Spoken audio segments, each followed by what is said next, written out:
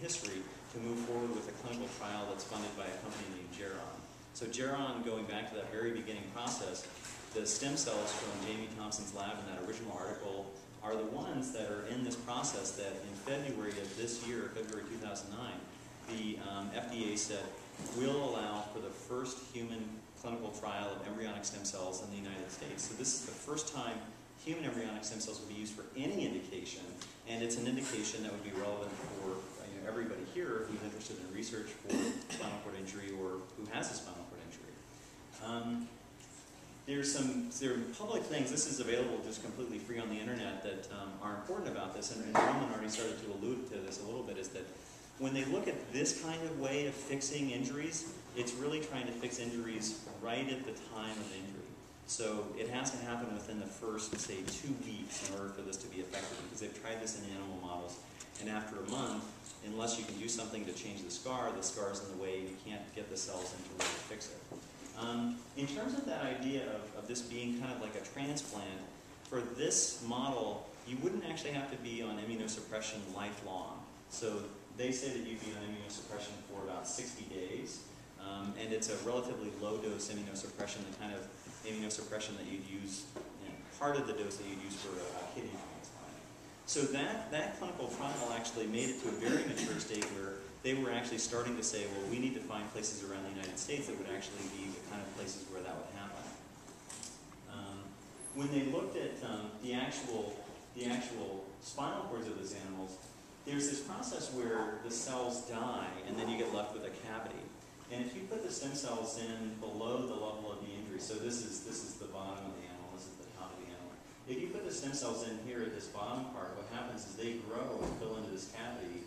The stem cells are actually the ones that are staining brown. Blue is normal tissue. And if you look all throughout that blue tissue, you've got these brown stem cells that are actually growing out into it and fixing part of the problem.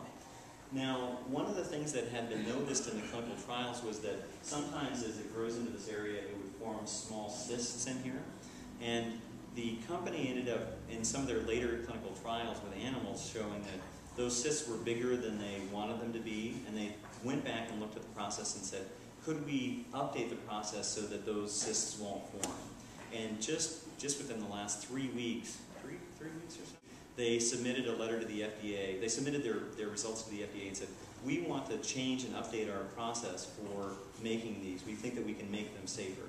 And we want to do that, and we want to update the process. And so whenever you go back to the FDA to update anything, they go through a whole process where they say, well, this would be the number of animal models that we'd want to see. We'd want to see new sets of safety results. So this has put at least this one very important clinical trial on the back burner.